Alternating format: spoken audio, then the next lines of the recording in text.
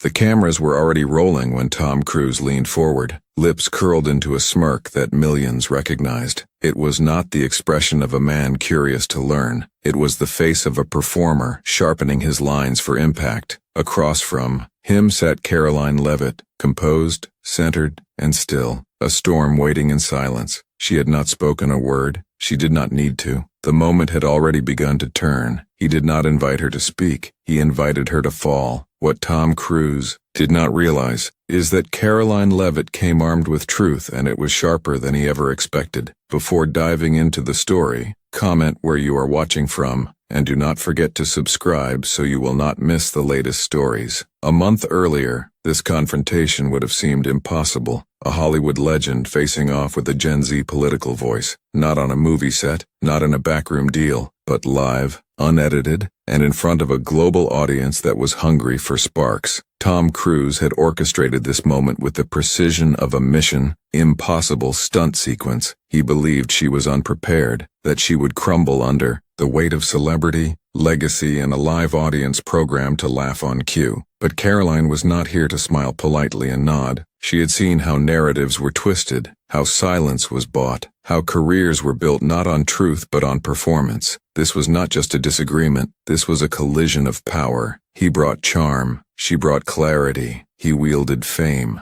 she carried something heavier, conviction. And while the lights burned for Tom Cruise, the temperature in the room would soon begin to shift, and all of it would happen faster than anyone expected, because in the next 5 minutes, someone would be humiliated, and it would not be the woman who had been underestimated. There are celebrities, and then there is Tom Cruise, a brand wrapped in bone and ego, a man whose very presence bends the air around him. His stride is calculated, his pauses practiced. He speaks in rhythms tailored for applause, and he is accustomed to the room following his lead. He has been the face of American action, the voice of cinematic certainty. On screen, he defuses bombs. Off screen, he sidesteps controversy with Olympic finesse. For over 4 decades, he has lived inside the eye of the spotlight, never flinching, never folding. He is not just a name, he is an institution, and institutions are not supposed to bleed. Tonight he believes this is just another scene, another camera, another audience to impress, a younger opponent to patronize, but across from him sits someone who is not playing his game. Karoline Leavitt is 27, not a superstar, not a darling of coastal elites. Her accolades are not made of gold or crystal. They are forged in resilience, in conviction, in battles no one televised. She is not famous. She is focused. She did not step onto that stage to survive. She came to reset the story. She has been labeled, mocked, ignored, but she has also been underestimated, and that is the most dangerous thing anyone can do to a woman with a microphone and a memory. Tom assumes she is here to defend herself. What he does not see, not yet, is that she is here to expose him. He represents legacy, massive, polished, untouchable. She represents something more volatile, a new generation, unfiltered and unafraid. He performs for affection. She speaks from purpose,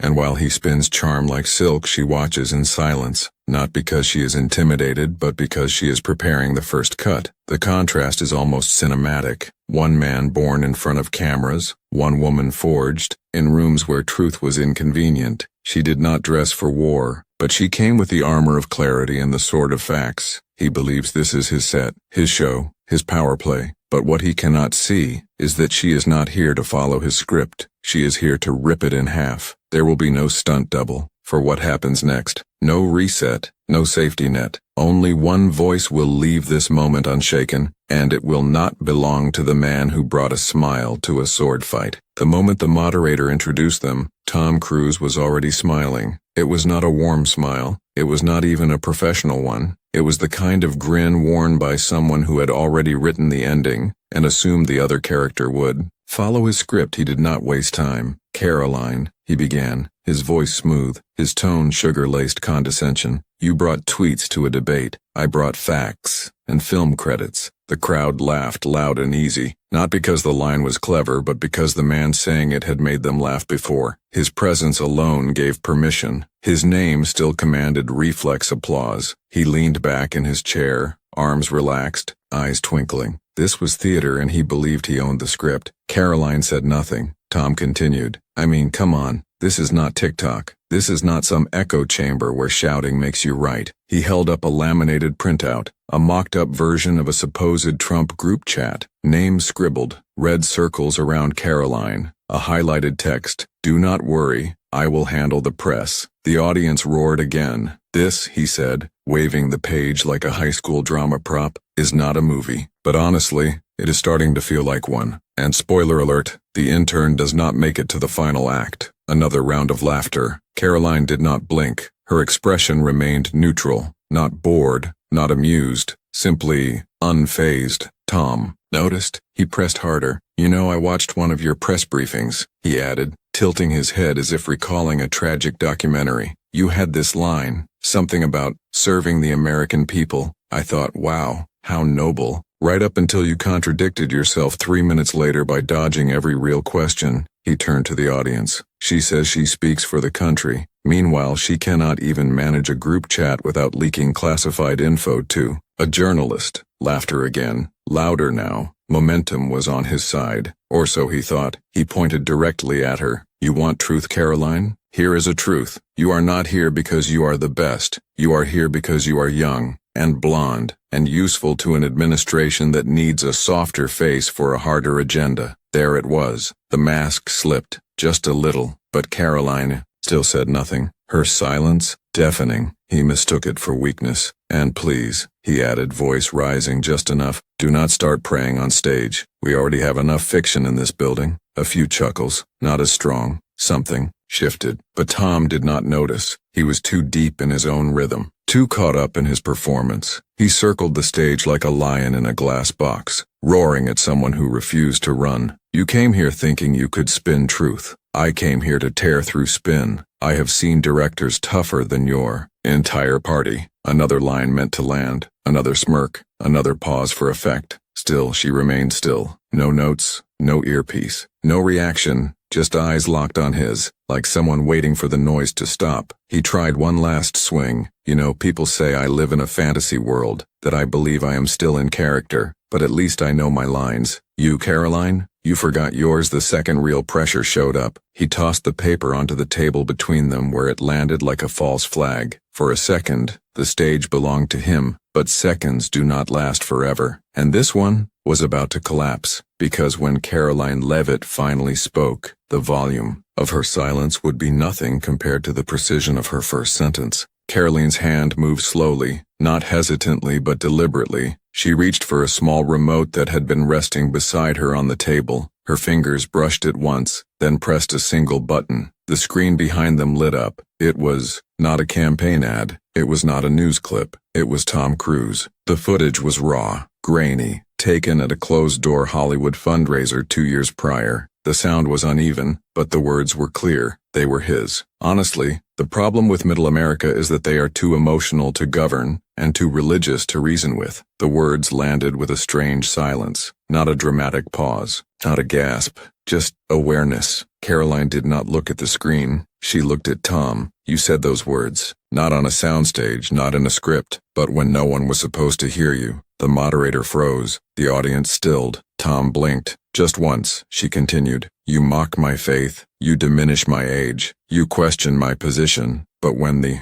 cameras are off, your real script begins." Her voice was steady. No inflection, no shake, just surgical calm. "You lecture me about serving the country, about being truthful, yet when it suits you, you speak about millions of Americans as if they are defective, disposable, unintelligent." She turned to the audience, not dramatically but naturally, like the only logical next step. "And now, you want to lecture me about integrity, about responsibility, about communication?" The clip ended. The screen went black. Karoline placed the remote on the table, perfectly centered between them. Then she folded her hands and looked at him again. "You call me a puppet, a performer, a product, but you have been playing the same role for 40 years, the hero, the fighter, the face of righteousness, and you believe it so deeply that you do not even hear yourself anymore." Tom opened his mouth. She raised one hand. "I did not interrupt. You will not interrupt me." For the first time, Tom leaned back, not as an act of power but as a reflex. Karoline's voice lowered, but her words cut sharper than ever. "You wanted to make me a symbol of ignorance, of faith, of political propaganda, but perhaps you should ask why your version of truth only works when you are in control of the camera. A long pause. Then she delivered the line that would be clipped, shared, and replayed across every screen by midnight. When the cameras are off, your real script begins. The weight of the words was not in their volume, but in their accuracy. Tom remained silent. His hands had moved closer together, fingers laced. She leaned forward, just slightly, not to intimidate, but to clarify.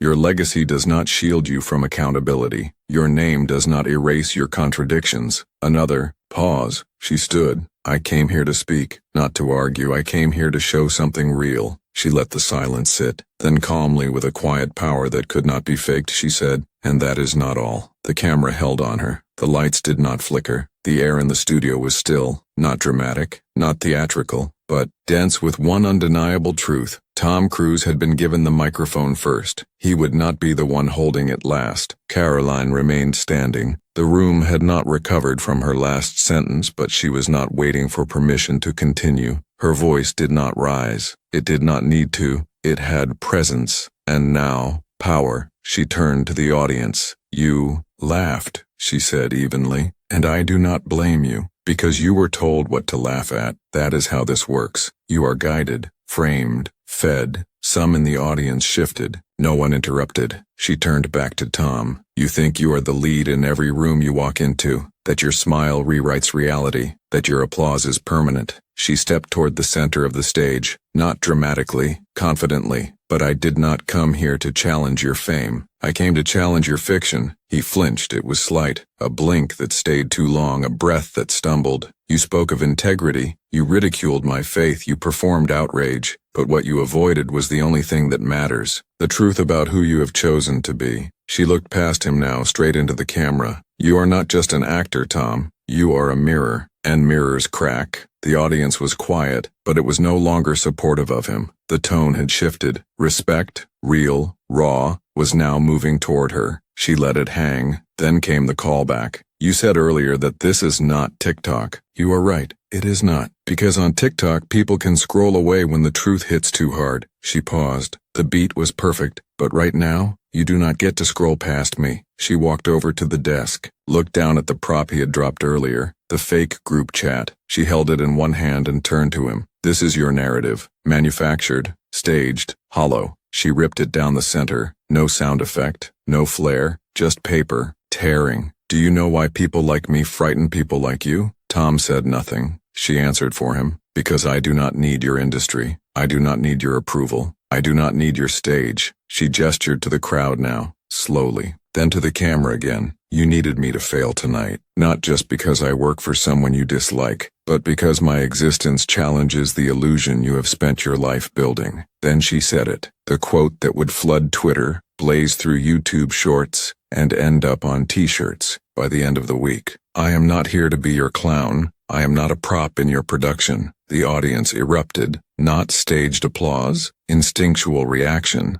like truth had been unlocked, and she was not done. You called me a puppet, but a puppet does not write her own words. A puppet does not dismantle the strings on live television. She stepped forward, slowly, voice lower now, intimate, still sharp, and a puppet does not look a Hollywood icon in the eye and tell him, your performance is over. Tom tried to smile. It did not land. Karoline continued. You believe your legacy is immune to consequence, but your power only works when others agree to keep quiet. She stopped, pointed at the camera. How many people have stayed silent because you smiled at the right moment, because you shook the right hand, because they feared your spotlight more than they feared being forgotten? She looked around the room now and no longer defending, now defining. You asked if I came here to lie, to dodge, to pray my way through this. No, Tom. She took a breath. I came here to prove that truth does not belong to the famous. It belongs to the fearless. A long pause. Then she sat down, slow, controlled. The moderator, who had been frozen this entire time, finally spoke. We will return in just a moment. But the crowd had already moved. They were on their feet. Tom Cruise had begun the evening expecting applause. Karoline Leavitt would leave with something much rarer. The audience rose before the cameras cut. Not in protest, not in confusion, in recognition. They were not applauding a celebrity. They were not clapping for charm. They were responding to something rare. a public dismantling of power wrapped in confidence, not rage. The standing ovation was not unanimous, but it was loud, and more importantly, it was real. Tom Cruise remained seated. His smile was still on his face, but his posture had shifted. His hands were tighter. His eyes avoided hers. Backstage, producers scrambled. Clips were already being cut. Editors knew what they had just filmed was not ordinary. It was not content. It was a cultural shift. Online, it hit faster than anyone expected. On X, formerly Twitter, the first hashtag to trend was Young Karoline owning Hollywood. Minutes later, it was joined by Mission Unbelievable, a direct jab at Cruz's persona. Then came the memes. A split screen, Tom Cruise frozen mid-reaction, Karoline Leavitt standing firm, hands resting on the desk like a general at the end of a war. Caption, "When the intern finishes your film for you." Another meme showed a still from her quote. Text overlay, "I am not your clown." Caption, "Mic drop of the decade." Conservative accounts lit up like wildfire. She did not blink. She did not bend. She burned down the set with facts. Karoline Leavitt just exposed the hypocrisy of Hollywood Live. Centrists, usually quiet in these battles, chimed in too. "I do not care who you vote for." That was domination. Even entertainment reporters who had covered Cruz for years posted the same phrase. He met someone who did not need the camera, and that broke the frame. YouTube clips surfaced within the hour. 10-minute breakdowns, 1-minute shorts, montage compilations, comment sections turned into battlegrounds. Fans, skeptics, converts, Instagram reels picked up the viral moment, especially her quote about truth belonging to the fearless. TikTok creators remixed the moment into dramatic edits with cinematic music and overlaid with applause, with flames, with freeze frames on Tom's stunned reaction. On Reddit, a top post read, "Karoline Leavitt just turned The Daily Show into a courtroom and delivered the verdict." Another read, "Hollywood brought the lights. She brought the lightning." She had walked into the studio as a political aide. She left as a symbol. And the internet, divided, volatile, unpredictable, had one thing in common that night. It could not look away. The morning after felt different. The clip had already broken 10 million views across platforms. News anchors tried to sound objective, but even their tones betrayed it. Something had shifted. This was not a skirmish. This was a public reset. Trump,